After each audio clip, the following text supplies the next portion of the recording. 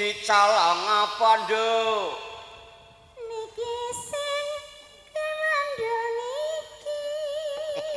Nyolong kates kok. Lho kok kates iki? Gemandul kok. Uber terus tak. Pelem. Pelem.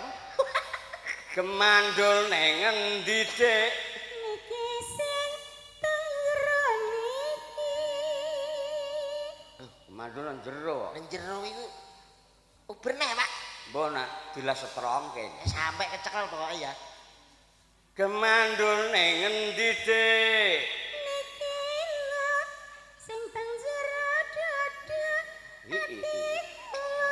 Tene wong. Jero dada kok. Ati jebule, Pak. Tolong dak lelah nek wae. Ngono ya ngono, ora ngono ning aja ngono. Ngono ya ngono, ora ngono ning aja ngono. Ngono ya ngono, ora ngono ning aja ngono.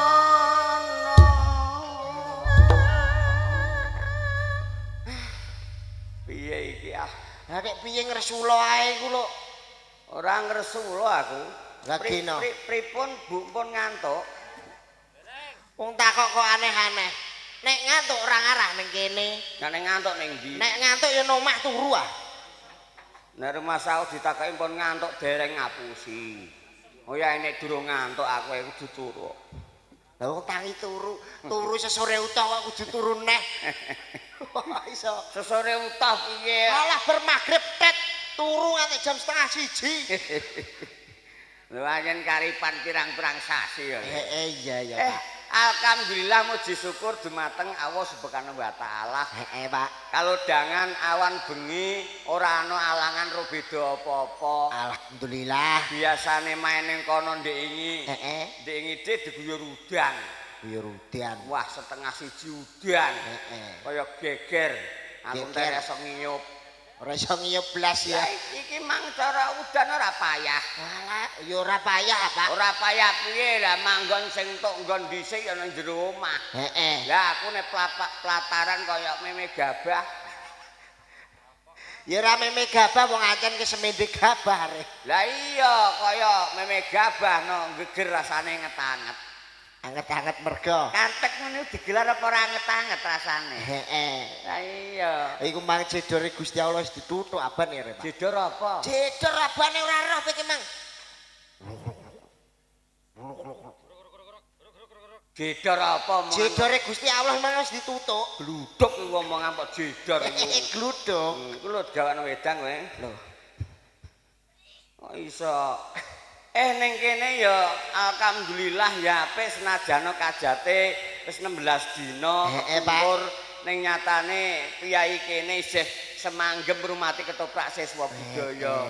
Alhamdulillah matur nuwun dumateng Bapak Ibu panitia penyelenggara. Nggih. Ora kapok meno kene. Ora kapok, Pak. Lah meno kene jajane maneka warna. Maneka warna. Wala ana gedang ana api bolu kukus. Nek main ndi sam.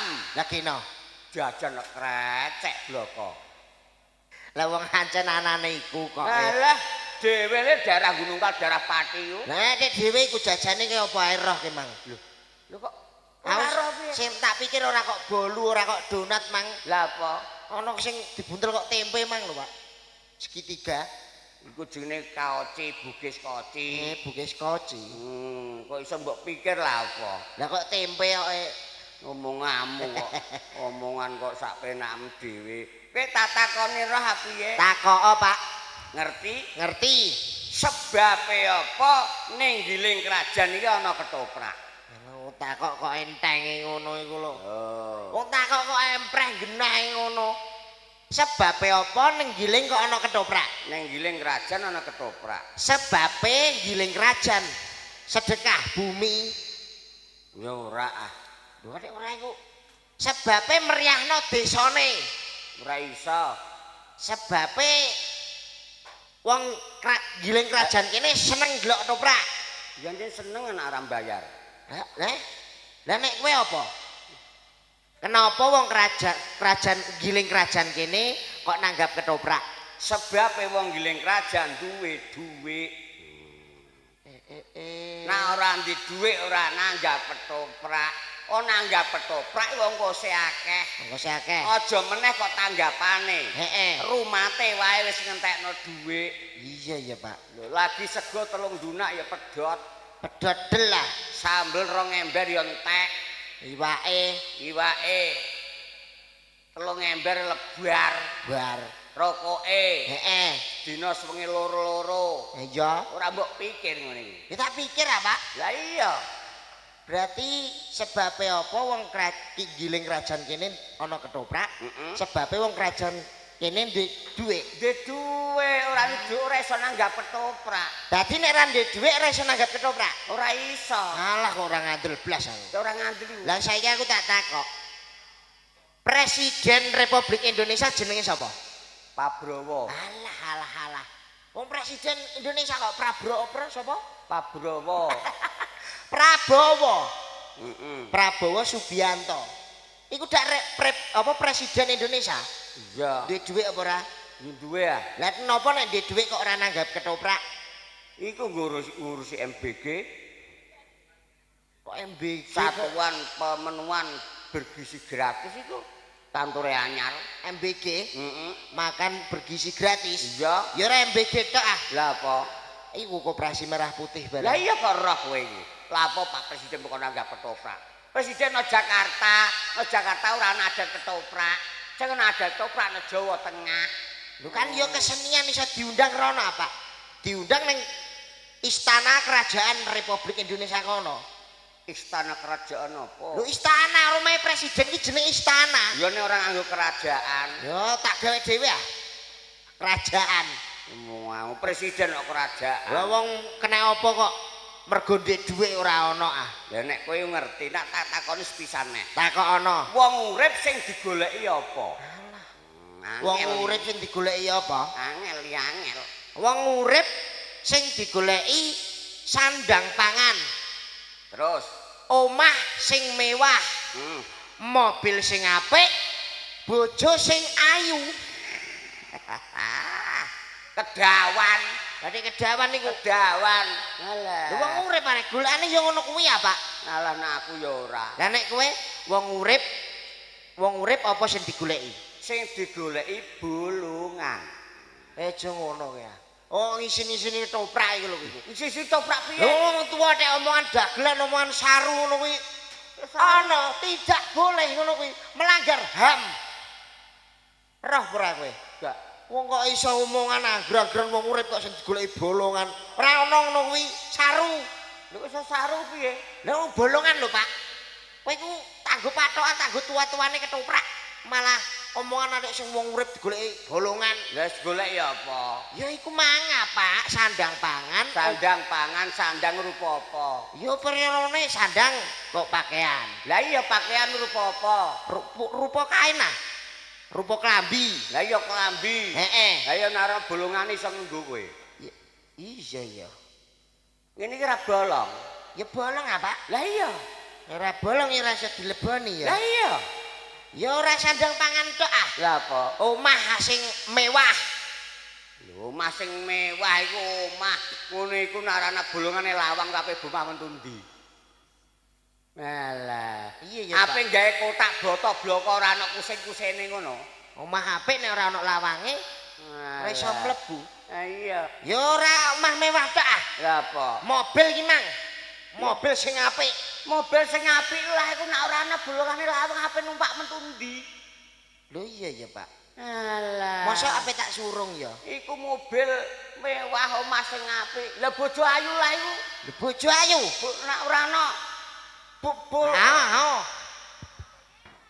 Arek bolongan-bolongan tak dua terus delosor rek. Maksude Apa?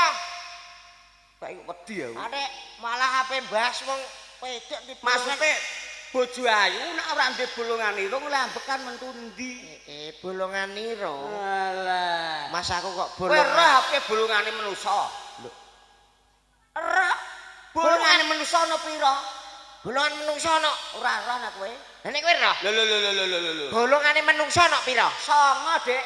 Lah kok iso songo iku? Lho, mata pira? Mata loro. Irung pira? Loro. Dadi Papat. kuping pira? Loro. Dadi 6. cangkem pira? Siji. Lah iya. Pira? 7 lagi iku.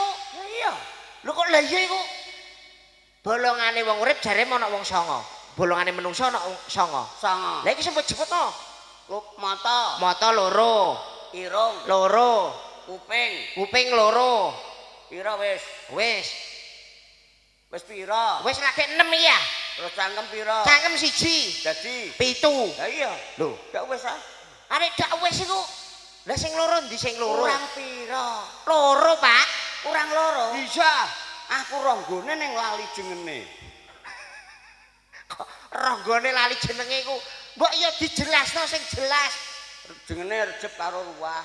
Kok rejep karo ruah iku piye maksudem? Ya apa? Mulut bakda mulut madi lawal madi lakir rejep ruah. Rejep ruah. Omonganmu ngono mbok klesehno nganggur kok. Lah nek ora wong tak tegesno bolongan niku bolongane wong ana songo. Lah iya, Rejep ruah. Apa nek rejep ruah iku? Bolongan-bolongan kuwi karo iki ngono ah. omonganmu ngomong-ngomong perkara ngono iku ora mikir iku. Ora mikir. Mikir bocah wedok mang lho aku. Lah nek mbok pikir gini. Ger nyanyi duwe dhuwit, Heeh. nyanyi duwe sawer, Heeh. duwe saweran. Gino. Entuk akeh le mang.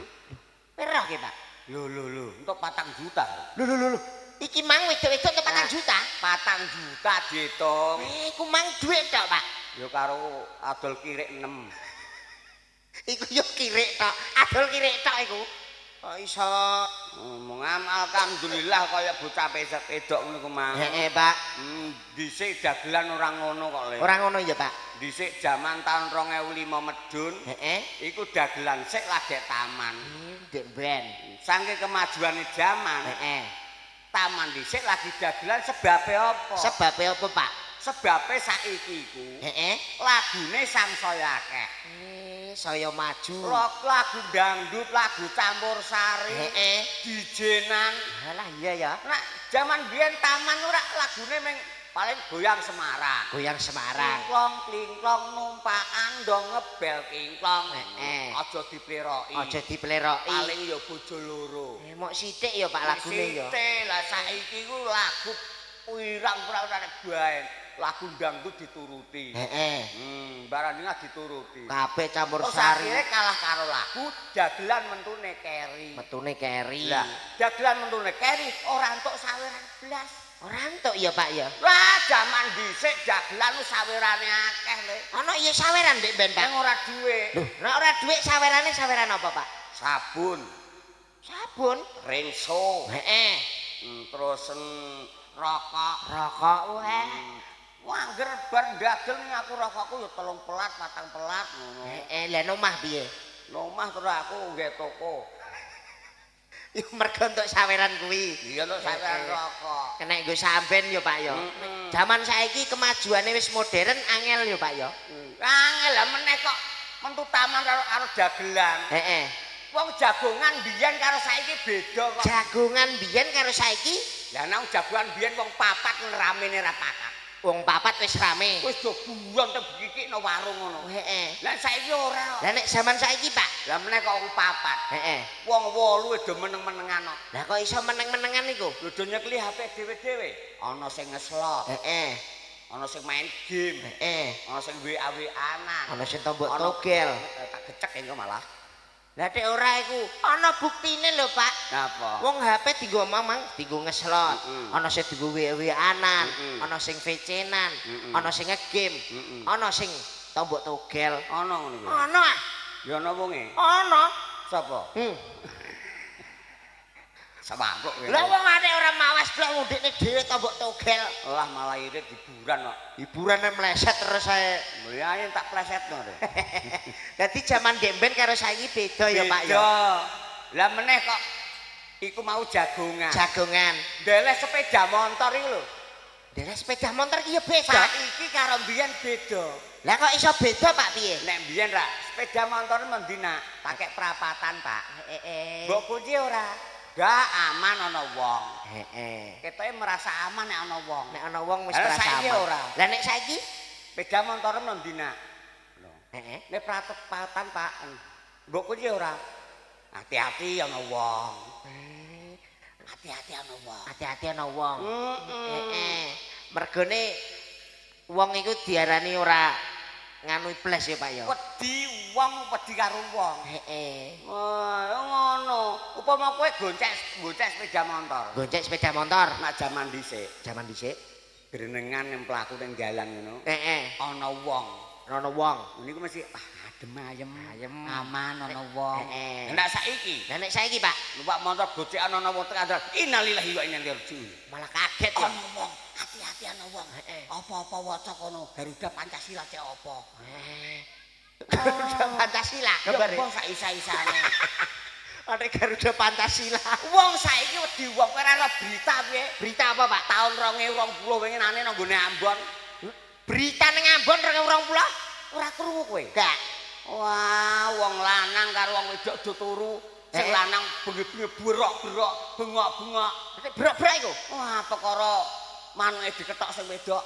Lho, Manuke diketok arep sing wedok. rada gak duwe, Pak ya. Lah iya wong ya barang ngene dak ya metel. Heeh. Silat dak putul. Putul. Ya barang gawan ya mek sitak-sitok iku.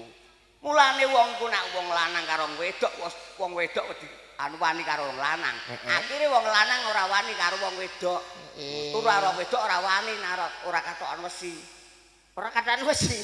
Ya nek aku tak nek mulai HP katan wesi aku. Nek katokan lah nak kowe. Aku nek di ketok.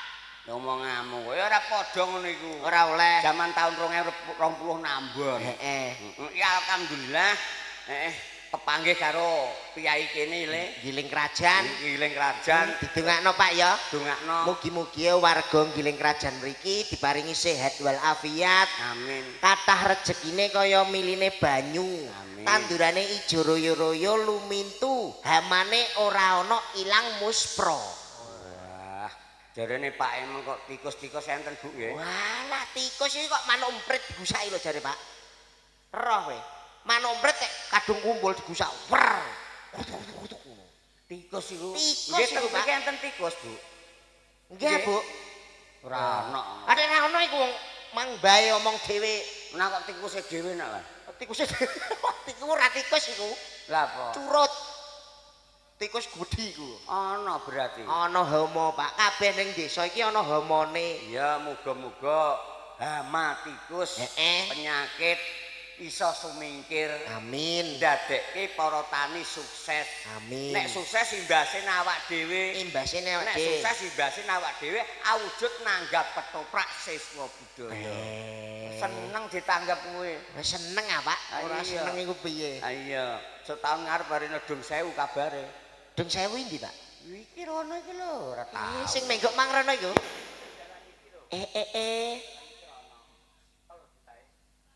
Tahun ngarep ya, Pak ya. Alah ya. Wis Mas Dodok. Mas Dodok ditimbali wayahe Mangayu Bagya ya, Pak. Paring hiburan kanggo warga Giling Krajan. Monggo Mas Dodok.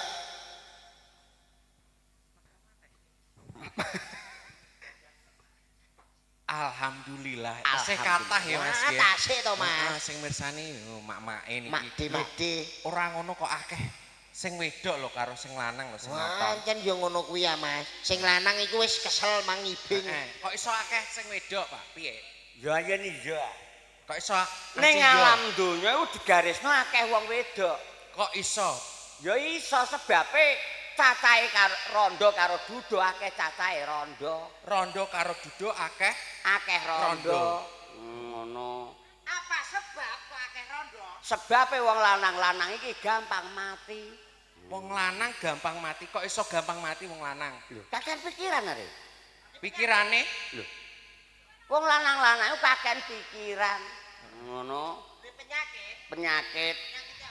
Lho, penyakit tak dibagi werna telu. Telu. Siji genetik, Genetik, loro alergi, alergi, telu pikiran. telu pikiran. Genetik 10%, Heeh. alergi 15%, sing 75% iku pikiran. Ya berarti sebab wong lanang gampang mati mergo kakean pikiran. Lah iya kakean pikiran. Kok iso pikiran iku piye, Pak? Contone. Contone ya kakean pikiran iku wong lanang karo wong wedok nek ngluyur nang dindi ngono. Ngluyur. Ana mape rak diloroi ya. Diloroi. Loroi. Omahe apik Pak. Iya. Omahe apike, Iku Pak. gawe ta tukulan. Yo gawe wong omah kok tukulan. Ono neh. Lah kowe ora gawe. Heeh, piye? Aku ora seneng modele.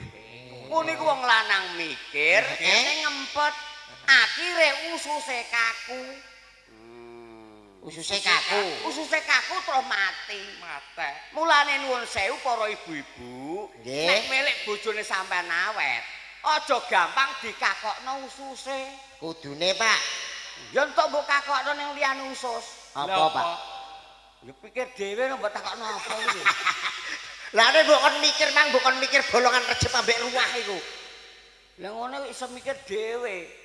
Oh, karo wong wedok-wedok, ora ibu-ibu. Nak milik bojone awet urip, aja dikakokno ususe. Cetha iku. Wis cetha. Lah iya, ya entuk dikakokno. Apa, Pak? Ning aja ususe. Ususe. Ayo, Mas. Panglipur Paring hiburan, Pak. Heeh. Pun pajar ame iki mau jam piro? Kandha sapa wong ibu-ibu isih tenang-tenang no, Pak. Isih tenang. Mboten ngantuk, Bu. Heeh. Ya ora ngantuk wong ning mah dicicil turu sore re. Berarti serenteng mang wis nyicil turu. Wis nyicil. Lek nyicil kawen ndeknane napa ndek rebo apa. Iki dina setu kok Rebo. Lah iya lek nyicil ya rebo.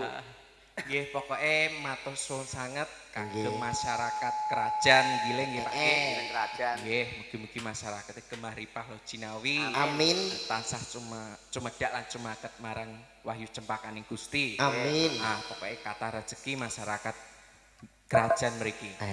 Iki ngersake lagu napa, Bu? Sing penting sehat le. Nggih, Nggih, Pak. seger waras. Ini napa niki? Dangdut napa campur sari, Mbak-mbake? Heeh, napa? Ayo. Heeh. Napa? Negara angin. Aku durung sinau negara angin. Napa ibuke? Heeh, sambel kemangi. Ibuke. Napa, Pak? Apa? Diaturi sambel kemangi Sambel kagem bapake. Heeh, ayo. Kembang turi. Jula-juli. Juli. Angel. Trontong. Diaturi yuk Mas Lisin sambel kemangi spesial kagem bapake. Kerja bareng JNC Audio. Syutingnya Heeh, Siswa Budaya TV. WEE. Pokoknya jangan lupa di like, di komen, di subscribe. Disekak panjenengan masam nggih tembok. Di subscribe. di subscribe and di share. Di share. Pokoknya sukses terus buat channel Siswa Budaya. Budaya Pati ya no. Seni Budaya Pati. Pateni. Iki pateni. Orang di sinyal. Orang ngono, nek metu aku kok error. Tak tinggal kowe kok.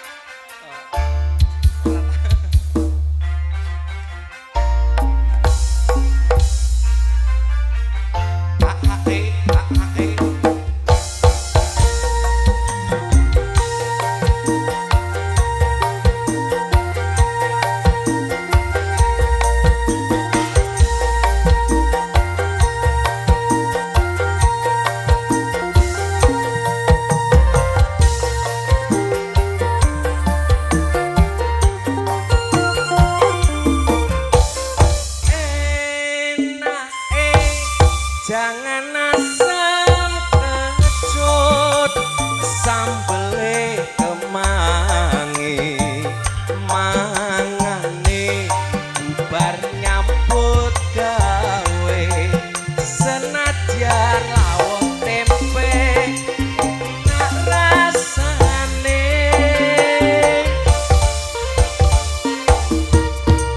segere ngombe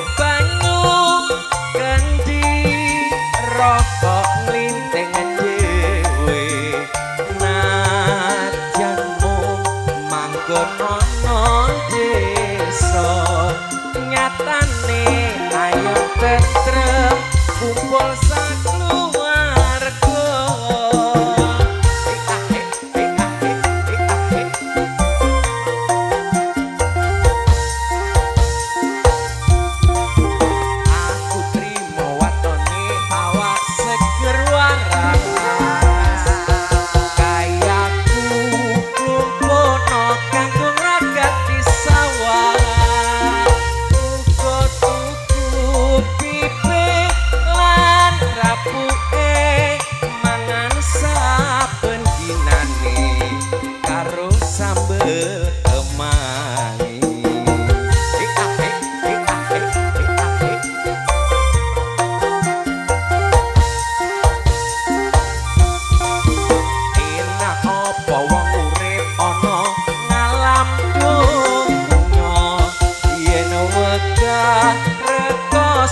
urip rapi somulya udangane rama lan ibune mangan saben dinane aja lali Gustine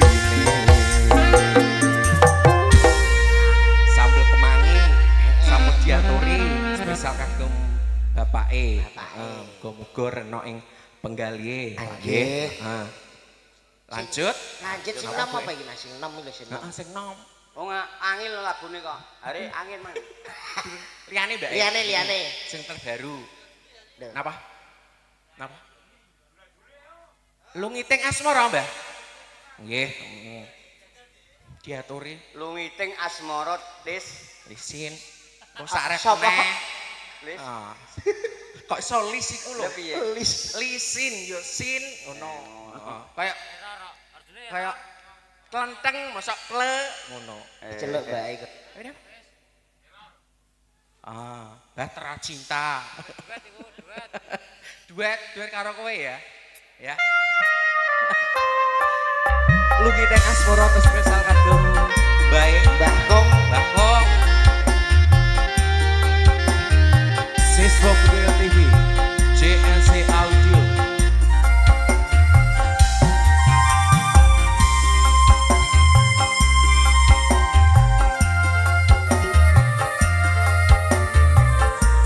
Sakrodi. Saprene nggo ngenteni janji prasetyane ngati kadung tresno mring sliramu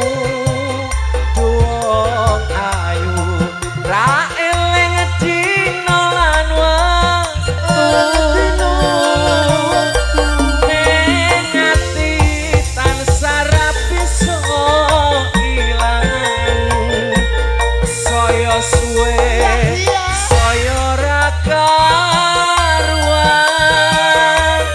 najan mung tansah anggap jauh aku samar yen sliramu ora kelingan wong ayu tak anti-anti copitir semoyo wae aku tresno karo kowe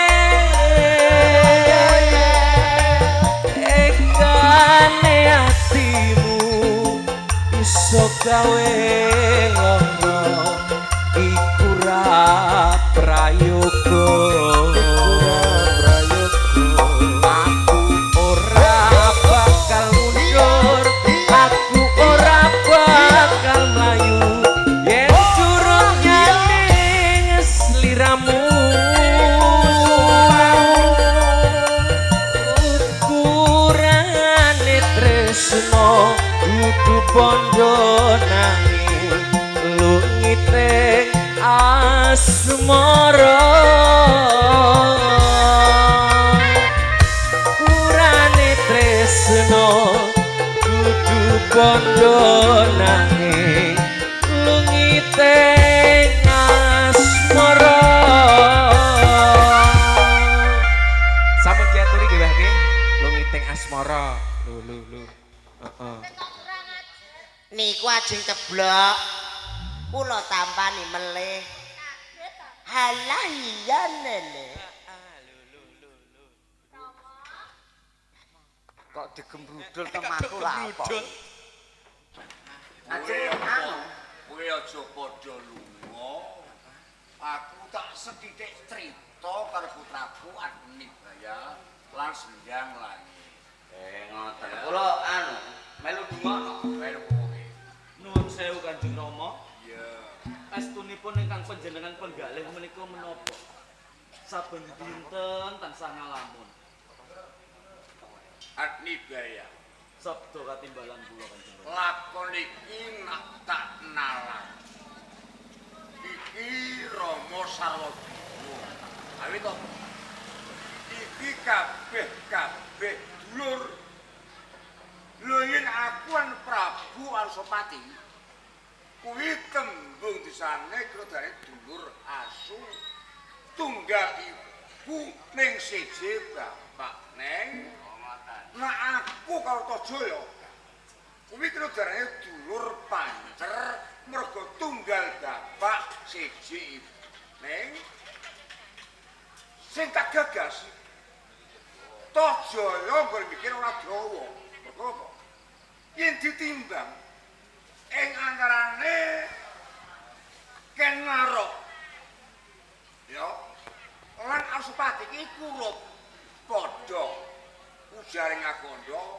wong utang nyawa kudu mbayar nyawa utang kudu mbayar duit iki mengko bakal timbul tur karo bakal bendak sirah karo dadi musuh nah iki mengko bakal nyembet dadi waras dadi mergo tumindak angkara murkani Tajaya iki mengko bakal nyembet turun iki Narok dhewe ya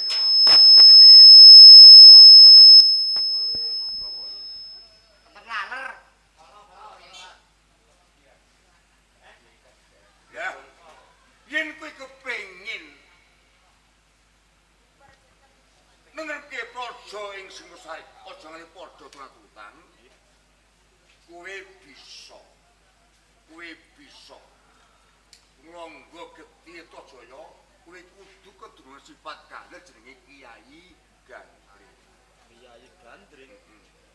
Nuwun sewu Kanjeng Rama. iya Menawi kersanipun Kanjeng Rama kados mekaten, kula namung sendika dawuh waton panjenengan ampun menggalih perkawis menika. Cekap kula ngatosaken menawi panjenengan menggalih tartamtu rak malah tambah sakit ro panjenengan. ngene ya Nggih. kowe putraku sing tak kudang-kudang kudunu ana sabdaning Rama Kadwati kowe tak perintah tumapok ring Singosari sumujuk ring Planggan Cidani Kyai Gandri. Wis akan dawuh. Kok malah ninggal.